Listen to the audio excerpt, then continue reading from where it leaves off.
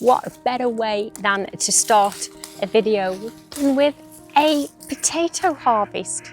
This is my first year growing potatoes in the ground on the vegetable garden, and these beds are in the extension. These are Charlottes. They were planted at the beginning of April and they should be ready now. I can see a few green ones on the surface, so I will remove them first.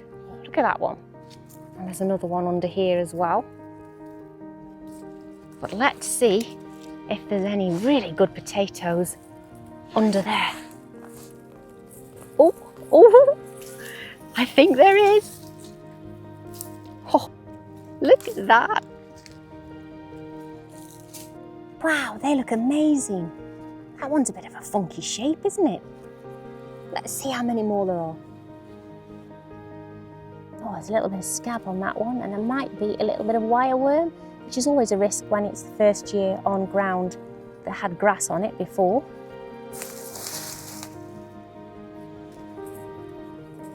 Now I only planted 4 potatoes around the outside of this bed. So this is a brilliant return for the amount of potatoes that were planted. Way more than you get in a bucket. I mean, look at that. Wow.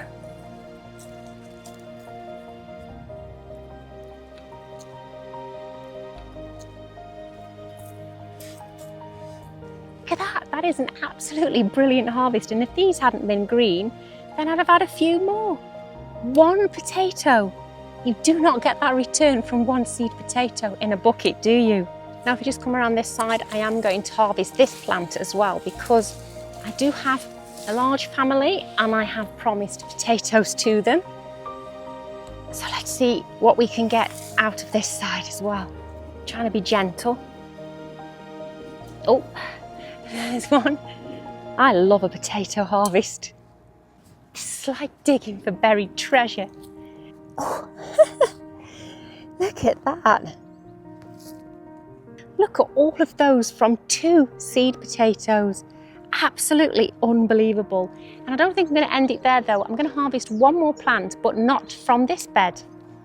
I'm actually planning on harvesting maybe just this plant from this bed here, just so that the pumpkin gets a little bit more light at the moment, because it is struggling just a little bit with the foliage growing up around its base. I'm going to take the foliage out first.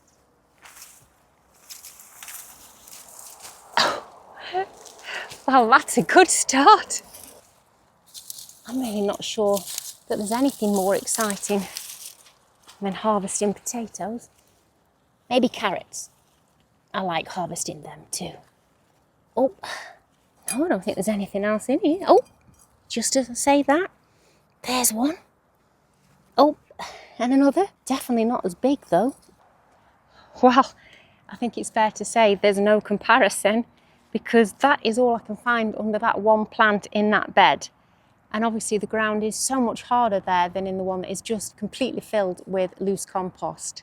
Even so, we've had more than enough potatoes to last us a good couple of months there. We're not massive potato eaters. That's a full basket right at the start of the video. I am really pleased with that. I'm still taking those few green ones in the house. I'm not composting them because they will be perfect to be saved for seed potatoes for next year.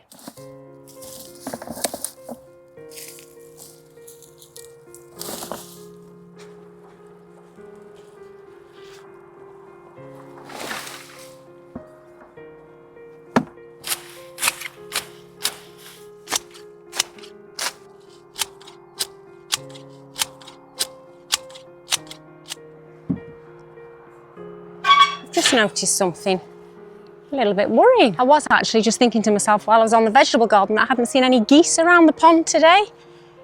And we clearly have a very big algae bloom going on.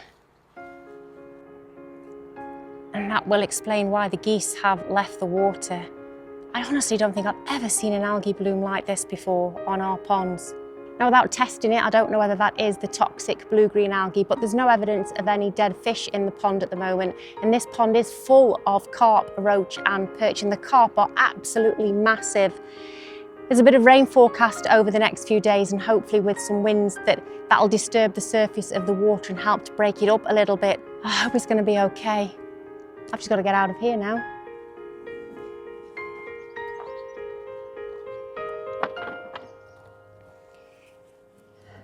Now, something that I have really put off way too long has been thinning these carrots. It's probably a little bit too late now really, but I did do the first couple of rows yesterday, and I'm going to try and thin a little bit more in here. Now, I had problems with these germinating, and I actually did a second sowing, and I think what's happened here is the original sowings have germinated afterwards, because there's no way I sowed these as heavily as they are.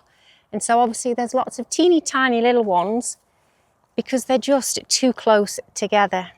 So I'm hoping that by trying to do a bit of thinning now, and it's late at night, so I'm hoping that means the carrot fly have gone to bed. Now, it is pretty hard to see in here, but none of these are going to make big carrots. Look.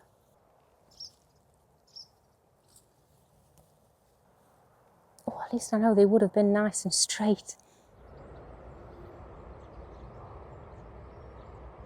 They're looking a lot more spaced out now. Well, do you know what? They aren't as bad as I expected them to be. There are a few there that are decent baby carrots, and hopefully the rest of them will now get the chance to grow on and be impressive carrots in another few weeks.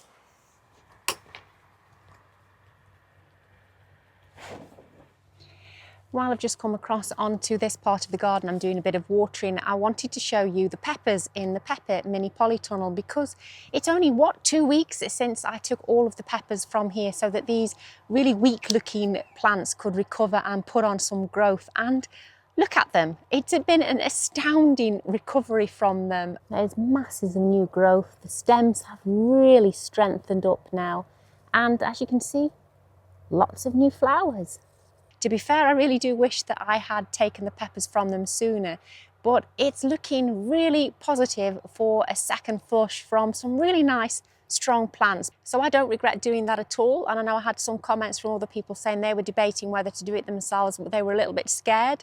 And hopefully seeing these again just 2 weeks later will give you a little bit of confidence to make that chop if you haven't dared do it yet. But what I have just noticed while I'm sitting here is that I've almost missed a broccoli here.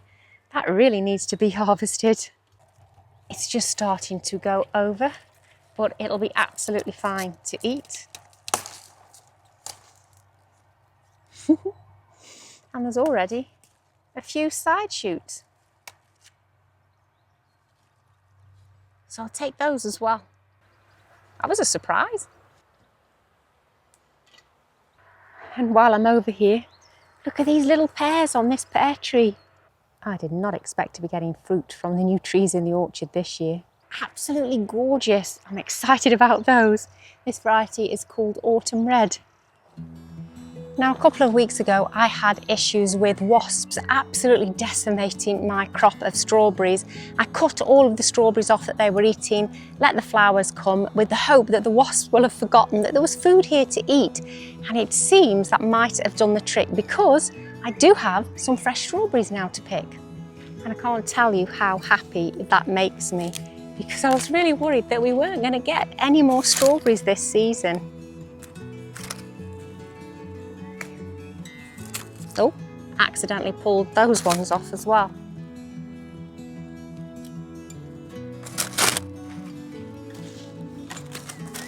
I'm going to be quite thorough. I don't want to leave anything on here that is remotely ripe. I'd rather take them a day early than actually leave them and risk the wasps finding them again. Now, I've also noticed that we have quite a lot of ripe blueberries in here. These are all just falling off. Look, they're that ripe. Such prolific little plants. Blueberries are so expensive in the shops as well. So you definitely do yourself a favour growing your own blueberries. I will just harvest a few more from this plant here, but look at the comparison. How big these blueberries are, much bigger than shop bought compared to the Hawk Blue Petite ones here. These are very impressive. absolutely enormous. I don't think I've ever seen blueberries that big. This bag of blueberries is getting very heavy, but that is not all the excitement when it comes to blueberries, because I can see some pink lemonade already. Actually, I'm wrong. I don't think they're quite ready because they're not pink all the way around. I might have just found one that is ripe, and I think that one's for me. Oh, they're so sweet. Moving on from the strawberries, I'm coming back to the raspberry hedge. It's only a few weeks since I showed you this area when I replanted or added extra raspberries into here, and I cannot believe how quickly they have started to produce for me. Now, it's obviously not going to be a really big harvest this year because they are such new plants, but look, so many raspberries, and it's so exciting. These are so juicy. This variety is called Cascade, but all of the other plants are actually called Octavia.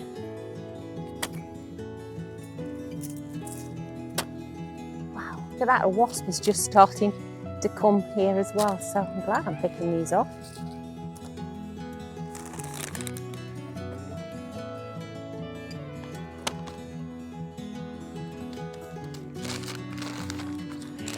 I did not expect to get that many for my first year, and there's still some more to fruit, so I'm really pleased with that little harvest.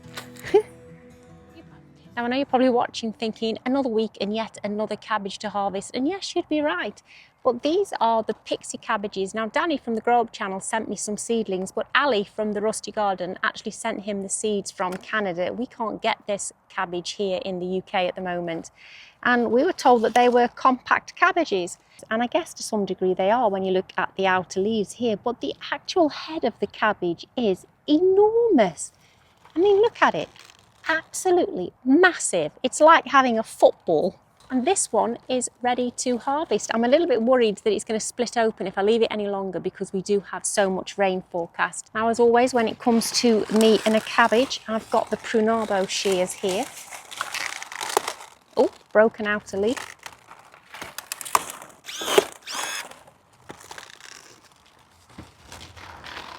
Oh, and there you go.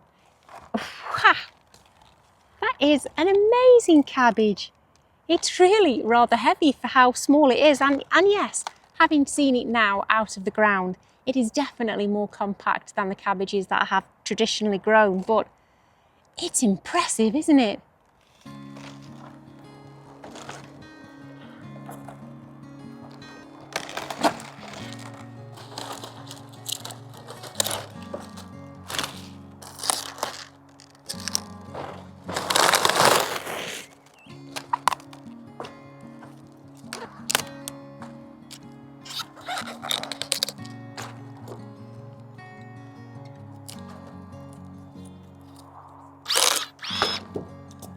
Now, they are really heavy, so dense.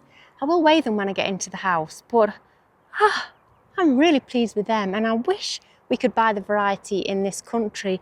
I might have to try and sacrifice one of them and allow it to go to seed because I want to grow these again.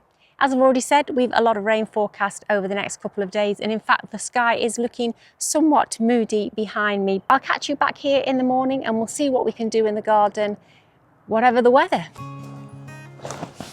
Let's get you ready for the rain as well. Ow, ow, ow, ow, ow. Okay, good lad.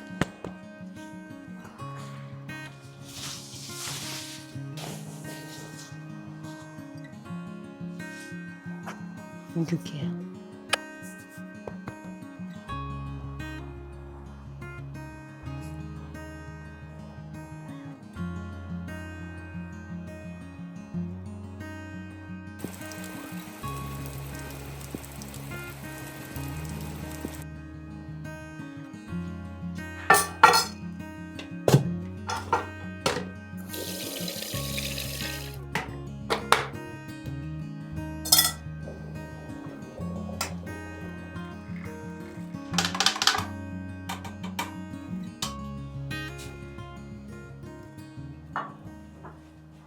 Well, we had quite a lot of rain and it didn't stop for a few days, so I haven't actually done much on the garden. but I thought that I would have a cup of coffee and sort some of these straw flowers out. This is all I did last year, just harvested a bunch of them and hung them upside down, and I still have them in a display now, so it did work, and I'm hoping the same will happen this year too. And special thanks to Pammy at Garden of Weedon for sending me the straw flower seeds. If you remember at the end of the last video, I teased you with Duncan just starting up a stump grinder. I'll let you see where we've got up to so far.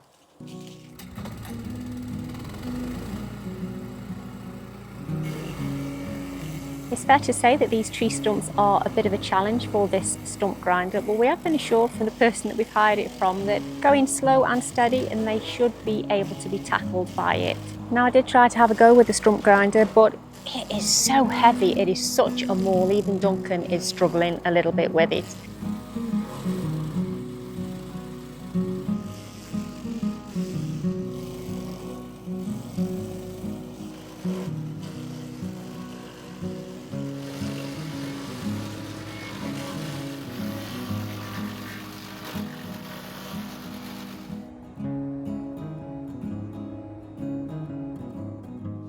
Well, he actually managed to do it. It took him 4 hours, a bit of a bout of vibration white finger and a serious case of a headache, but he actually managed to get rid of all of these stumps, even that ginormous one there. There's lots of work to do here yet, but for now, all we need to do is clear these bits of concrete and an old cellar window frame away, and then tackle the poplar tree there, because the first job for this area is building the fence.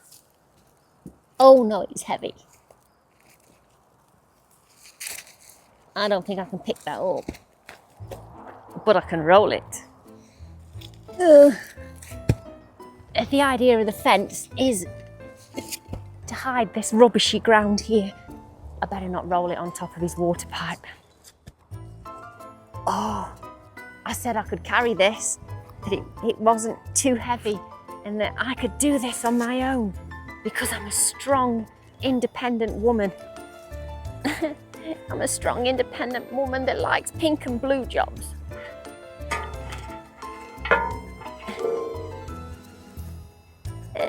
Save me. Thank you. Don't pick it up like it's nothing. I know I'm weak. Now this solid fence is going all the way down behind the compost bins as well, which is why Duncan wants me to take the soft growth from this poplar tree. Primary reason for needing to get this fence up is we are still not rabbit proof here with this gaping big hole behind the wash house.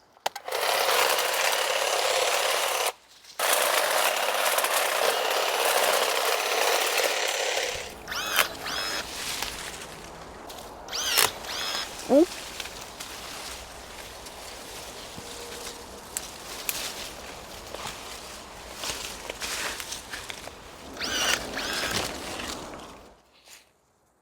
There's a potato growing here. Potatoes really do just get anywhere, don't they? Look at them. Should have left them really, shouldn't I? I wonder what variety they are. Anyway, I think I've done with this area here. Pretty certain that it's ready for Duncan now to sort out what he needs to do before we can build the fence, but that's not going to happen this week. My delivery has just arrived though for the groundwork stuff that I have bought, so that's quite exciting. But what I want to show you is a few weird things that are going on in the garden at the moment. Let's go and have a look. This is my crabapple tree, it's called Pink Glow, and look at it. It has blossom on this time of year. I have never seen blossoming in July. That's weird, isn't it? And moving to the bottom end of the garden, this is my goji berry, which is also flowering very strangely. And this has the most beautiful little delicate flowers on it. But there's so many of them and so many buds forming as well. Now, I'm pretty certain that this shouldn't be flowering in July either. And similarly, back in the fruit cage, this blueberry is also flowering again. In fact, there's quite a lot of flowers on here. It just seems really, really strange to me. Not something that I've personally experienced before happening towards the end of July. Have you? Now, one thing I have noticed while I'm in here is that there are plenty of these pink lemonade blueberries to pick. So I'm going to busy myself picking some of these, and I'll catch you in the next video where hopefully we'll be doing more work on the outside of the wash house. Look after yourselves. Bye.